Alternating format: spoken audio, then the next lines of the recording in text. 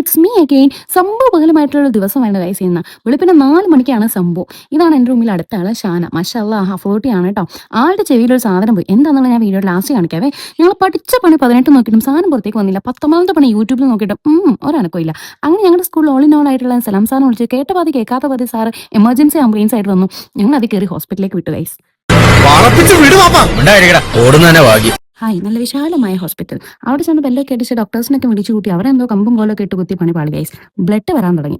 അപ്പോൾ അവർ പറഞ്ഞു നിങ്ങൾ വേറെ ഏതെങ്കിലും ഹോസ്പിറ്റലിലേക്ക് വിട്ടോളാൻ പറഞ്ഞു. ഞങ്ങളെ ഹോസ്പിറ്റലിൽ പോകാൻ.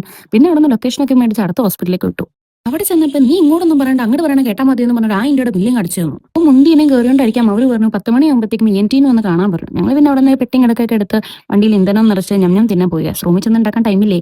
പിന്നെ ഞങ്ങൾ അവിടെ നിന്ന് ഇറങ്ങാൻ നിർത്തും. പുള്ളിക്ക് ആഗ്രഹം അങ്ങോട്ട് ഞാൻ വണ്ടി ഓടിക്കുന്നു. ഞാൻ പറഞ്ഞു ആയിക്കോട്ടെ, കാരണം കൊച്ചുങ്ങൾ എന്നായാലും ആഗ്രഹം പറഞ്ഞ നമ്മളെ കൊണ്ട് പറ്റുവാന്നെ അതങ്ങ് സാധിച്ചു കൊടുത്തേക്കണം. അപ്പോൾ ഇതാണ് കേട്ടോ ആള് ഗൈസ്. ഇതിൽ ഏറ്റവും വലിയ ടെസ്റ്റ് എന്താണെന്ന് വെച്ചാൽ മറ്റേ ഹോസ്പിറ്റലിൽ എന്താ ചെയ്തതെന്ന് അറിയില്ല. 3ാമതൊരു ഹോസ്പിറ്റലിൽ നിന്നാണ് ഈ സാധനം പുറത്തേക്ക് എടുത്തത് കേട്ടോ. അപ്പോൾ ഇത് എന്താണെന്ന് അറിയുന്നവർ കമന്റ് ഇടാം. അപ്പോൾ ഓക്കെ, ബൈ.